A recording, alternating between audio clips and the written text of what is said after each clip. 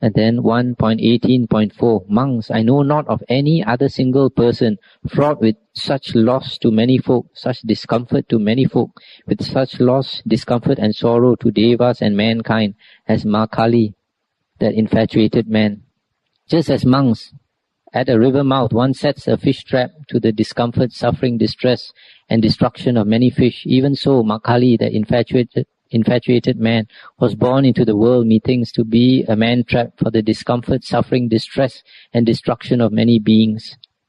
In this sutta, the Buddha did not hesitate to speak badly of Makali Gosalaputta, one who had wrong view, because he was leading many folk into the woeful plains.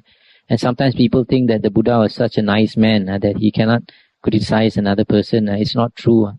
The Buddha is willing to benefit many people and speak out even to name somebody who was leading some people to have wrong views. We were at 1.18. So today we start with 1.18.13. The Buddha said, monks, just as even a trifling bit of dung has an evil smell, so likewise do I not favor existing even for a trifling time, not even for the lasting of a finger snap. That's the end of the sutta. The Buddha says that he does not want to exist even for a trifling time. And existence to him is likened to dung, which has a bad smell. So that's how he views existence. Why does the Buddha say that existence is so obnoxious, so foul, like dung? Is because even Buddhas have to suffer, because there are two types of suffering. One is mental suffering, the other one is physical suffering. The Buddha said that all Aryas have done away with mental suffering, but they still have physical suffering, and we cannot run away from physical suffering as long as we have a body, because with a body we have aging, sickening and dying. And the Buddha said in more than one sutta, when he was old, that his body was breaking up, and it gave him a lot of suffering. So even Buddhas have to suffer. And some people are of the opinion that because Buddhas and Arahants don't have a self, that they do not suffer. But if that is the case, then you can think, for example, if the Buddha had physical suffering from the body, then if it did not affect him, there would have been no necessity for him to enter into deep jhanas or cessation of perception and feeling, which the Buddha did. When the pain of the body was quite unbearable, he said he had to enter into deep states of meditation so that he did not experience pain in the body. And then after that, he comes out of it. For some time there is no pain, but later the pain might come back again. So there's one sutta in the Iti Buddhaka, it's 2.44. There the Buddha said, what bhikkhus is the nibbana element with residue left? Here a bhikkhu is an arahant, one whose asavas are destroyed, the holy life fulfilled, who has done what had to be done, laid down the burden, attained the goal, destroyed the fetters of being, and is completely released through final knowledge. However, his 5 sense faculties remain unimpaired, by which he still experiences what is agreeable and disagreeable, and he feels pleasure and pain, sukha and dukkha. It is the extinction of attachment hate and delusion in him that is called the Nibbana element with residue left. Now what bhikkhus is the Nibbana element with no residue left? Then he explains the other part. So here the Buddha is saying because Arahant still has the 5 sense faculties, he feels sukha and dukkha. So that explains why the Buddha says that existence, he doesn't want to exist even for a short time if he could. And this you'll find is quite different from some later books. We say that the Buddha sort of would come back again and again, or he's always in existence. Now the next sutta is 1.19. 1.19, there are several suttas here, but I'll just choose one of them. The Buddha said, even as monks in this rose apple land, that is Jambudvipa, trifling in number are the pleasant parks, the pleasant groves, the pleasant grounds and lakes, while more numerous are the steep, precipitous places, unfordable rivers, dense thickets of stakes and thorns, and inaccessible mountains. Just so few in number are those beings that welcome, when they hear it, the Dhammavuddho set forth by a Tathagata. More numerous are they that do not. That's the end of the sutta. Here the Buddha is saying that in India, the accessible places where people can use are very much less than those places which are inaccessible, like steep places, mountains, dense forests and jungle, unfordable rivers, etc. You must remember this sutta was spoken 2,500 years ago. So the number, the amount of inaccessible places was much more during that time than now. And the Buddha said that few people, just like the amount of places that are accessible, so small amount compared to the whole of India. So in the same way, few people out of the many want to listen to Dhammavuddho. Dhammavuddho is teaches us the truth or reality about existence, and it is actually painful to hear the reality of existence.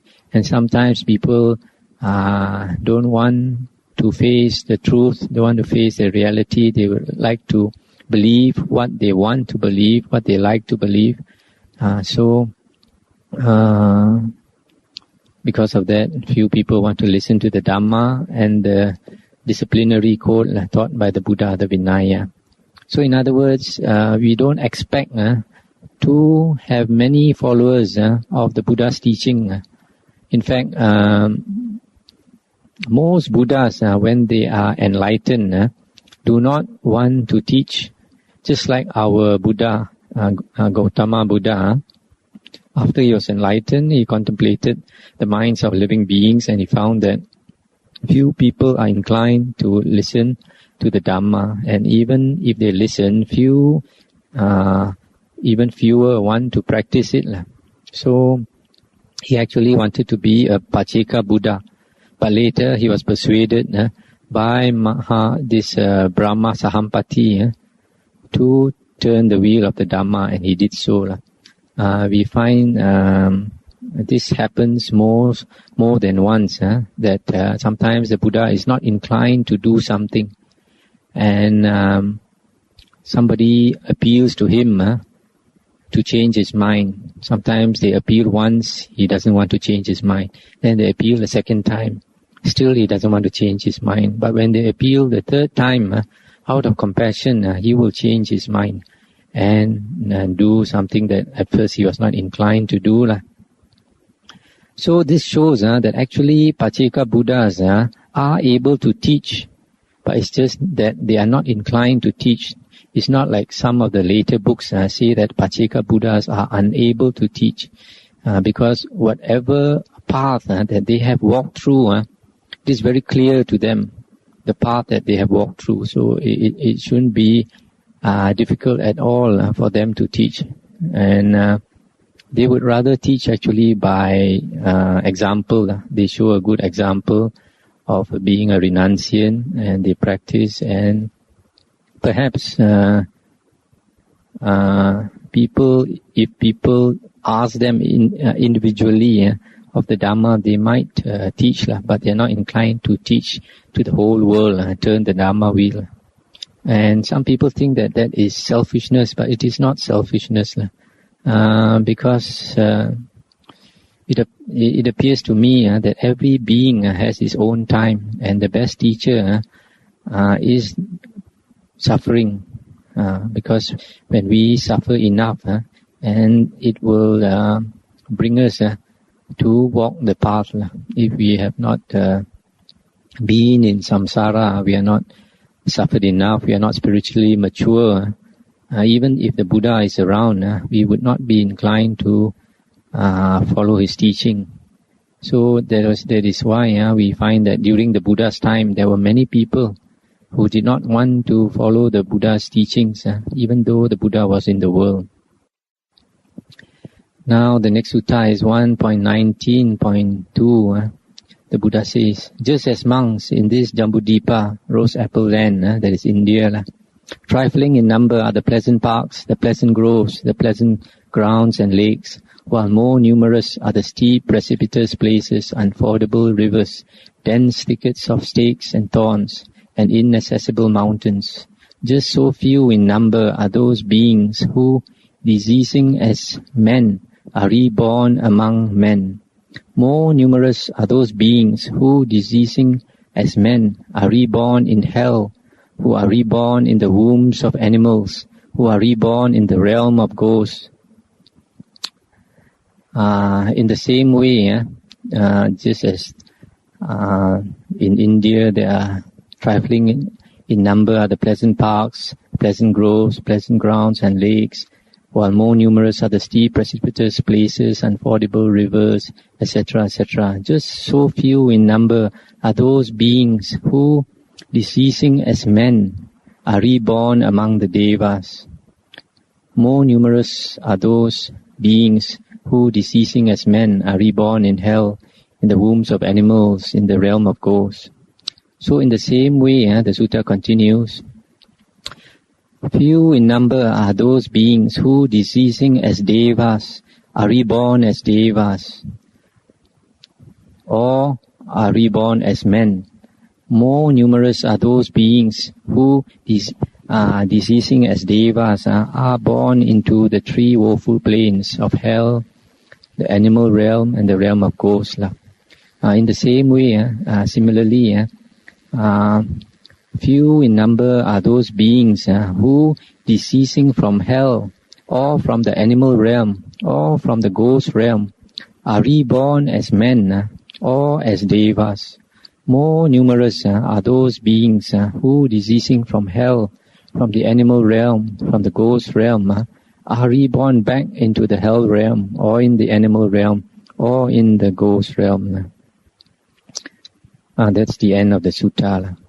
So basically what the sutta is saying is that most men, after they pass away, they don't come back into the human realm or go up into the deva realm. Instead, most of them go into the woeful planes, the three woeful planes, hell, animal realm, and the ghost realm. Similarly, devas, most of the devas, when they pass away, are reborn into the woeful planes. Few of them are reborn back as devas or as human beings. And even the beings from the woeful planes, after they pass away, most of them are reborn back into the woeful planes and not into the human realm or the heavenly realm. Now, what amount reborn back into the woeful planes. For example, human beings. I would give a very rough estimate. Perhaps out of every 10 people, out of every 10 human beings, maybe only 2 or 3 come back into the human realm, human world, or are reborn as devas. Maybe 7 or 8 out of 10 people go down into the woeful planes. So from there we can realize that it is quite dangerous.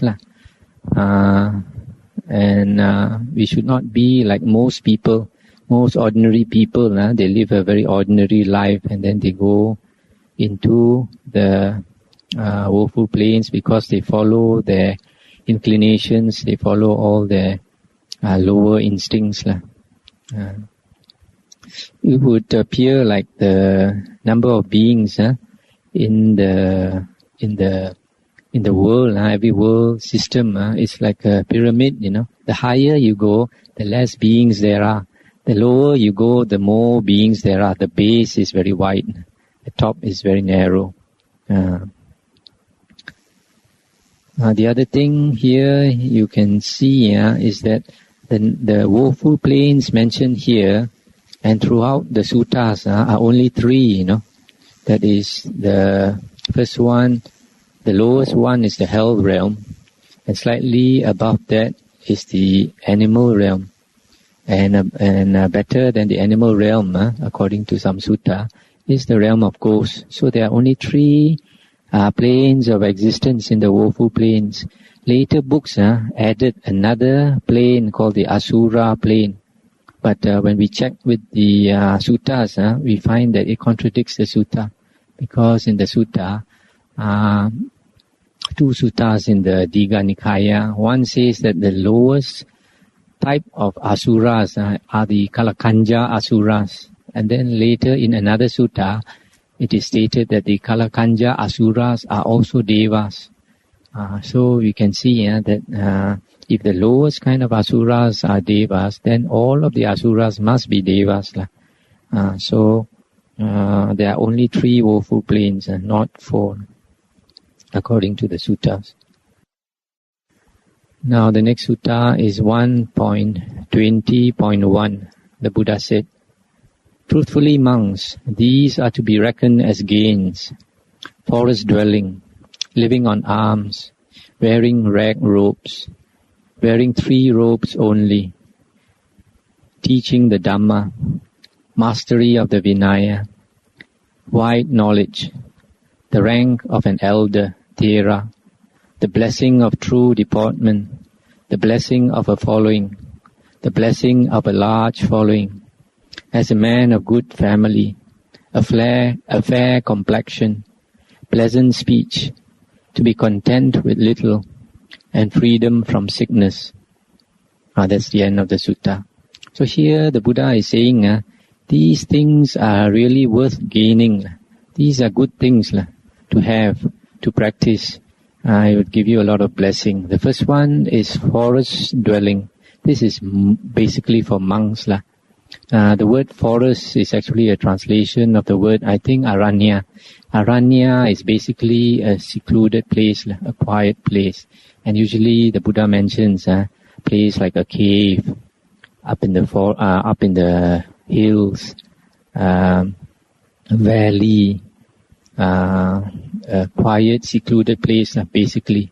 Because if a monk wants to practice well, it is best to live in such places. The second one, also for monks, is living on alms. That means to go on alms round. This is a very good practice for monks because it is not something easy to do. Sometimes you go on alms round, people are quite rude to you. They just ask you to show off or something like that.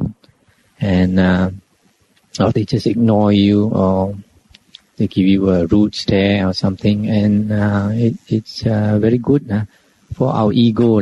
If we want to wear away our ego, these are some of the things which are very helpful.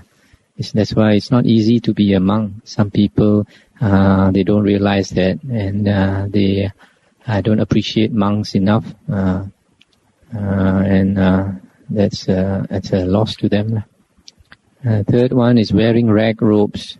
Rag robes here is a translation for Pangsukula Chivara.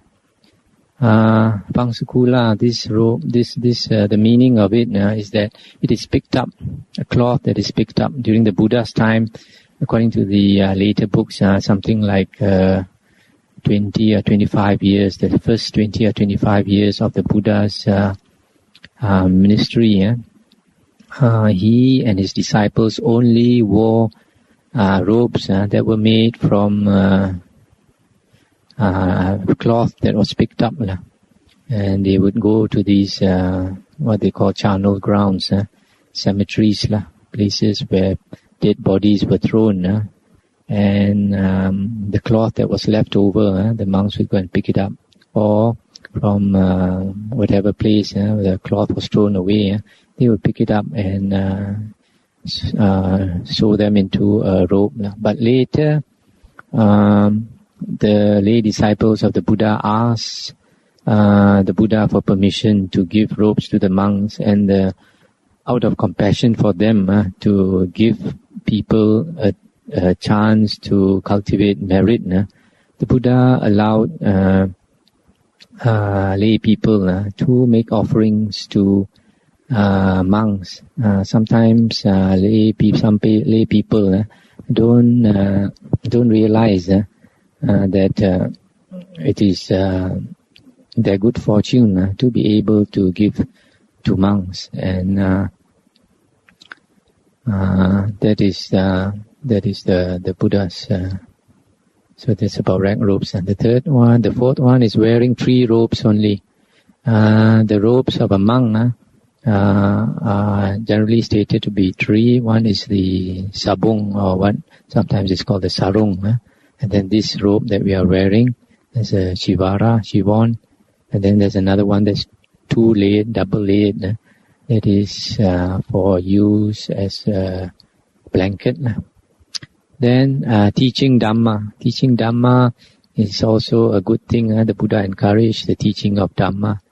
That's why the Buddha, you find during the Buddha's time and up to now, that the Buddha encouraged his monks to teach the Dhamma, and not all monks taught Dhamma, and not all monks taught meditation. There were some monks who were meditation monks, and some monks who were Dhamma preachers, and some monks who mastered both.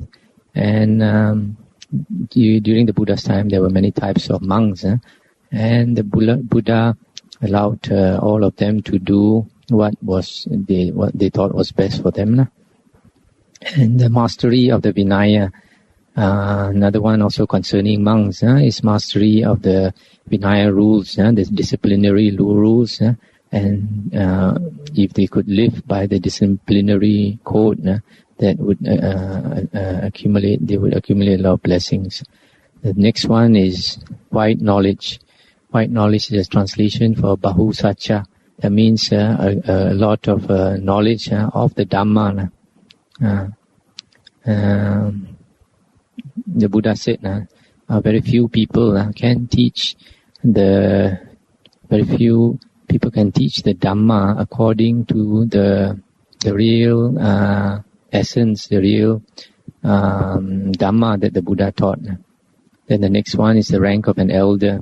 An elder here is a monk. A Thera is one who has 10 vasas and above.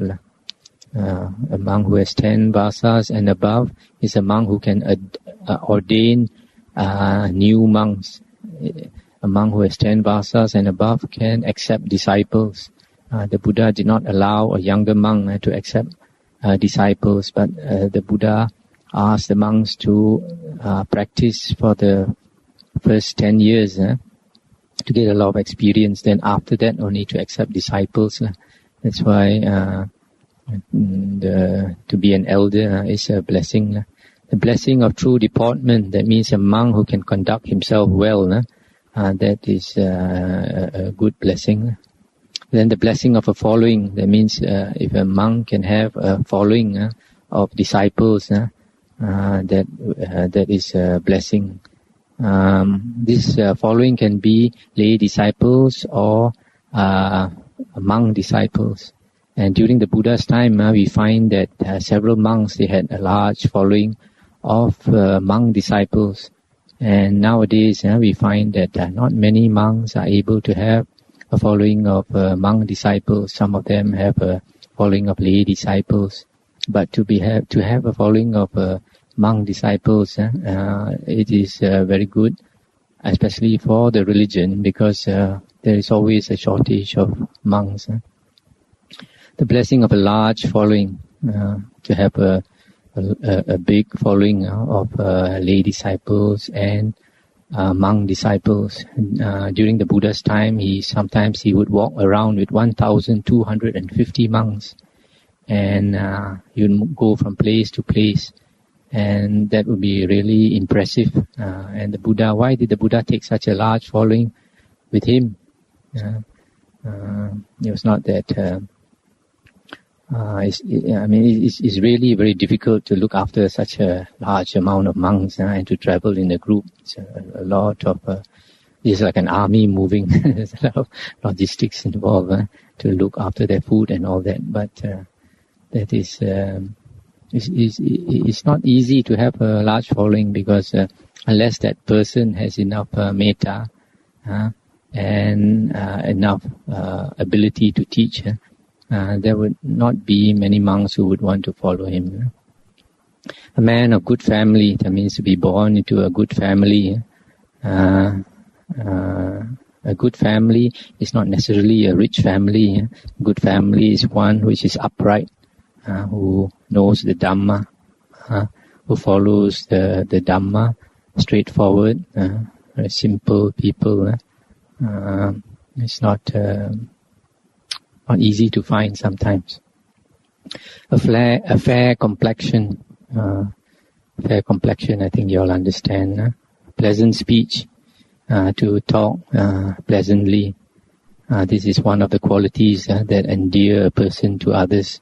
If a person speaks very rudely, unpleasant speech, nobody likes to be near him or her. The Buddha said all of us are born with an axe in our tongue, in the Dhammapada. If we are not careful, we simply swing the axe and we hurt ourselves.